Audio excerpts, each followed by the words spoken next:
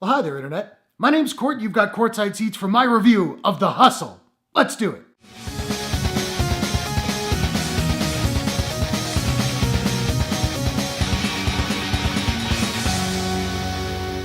The Hustle is a comedy from director Chris Addison and Universal Pictures. The film stars Anne Hathaway, Rebel Wilson, Ingrid Oliver, Nicholas Woodeson, Alex Sharp, and Dean Norris. Anne Hathaway and Rebel Wilson star as female scam artists, one low rent and the other high class, who team up to take down the men who have wronged them. So this movie is a remake of the 1986 Steve Martin, Michael Caine film Dirty Rotten Scoundrels, which I love, which was in turn a remake itself of the 1964 movie Bedtime Story, which I haven't seen. I'm not too familiar with Rebel Wilson. I kind of vaguely remember her in Bridesmaids, but I'm a huge Anne Hathaway fan, and I love Dirty Rotten Scoundrels, so I was really looking forward to this movie.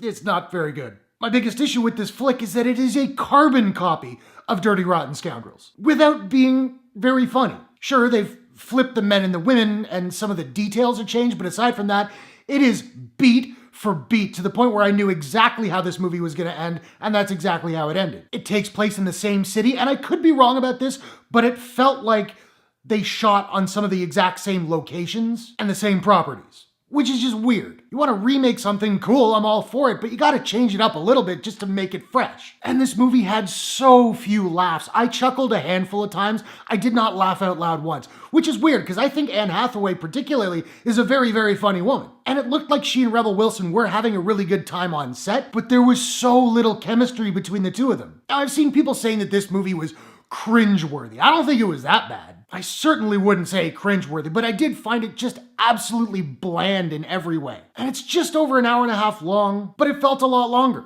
Now, a lot of comedies tend to suffer in the third act. When they introduce the conflict, a lot of the jokes fall off. Oddly, this movie was very much the opposite. It came the closest to approaching fun in the third act, in the final 30 minutes, after a really pretty tedious first hour. And I was so hoping I would come out of this movie going, that's the way you remake a movie. And instead I found myself thinking, what was the point of that? Now, granted, if you haven't seen Dirty Rotten Scoundrels, this movie might be fun and funny and fresh. But if you're familiar with that movie, it just feels like boring deja vu. So I think you can tell where I'm going with this. I don't recommend you go see this movie. If you're dying to see it, I'd say wait for streaming. But if you do see it, I really do hope you like it a lot more than I did. Now, I don't have a proprietary rating system as of yet, so I'm just trying to figure out what I'm going to give The Hustle. And I think I'm going to give The Hustle a... Excuse me. May I go to the bathroom first? Of course you may.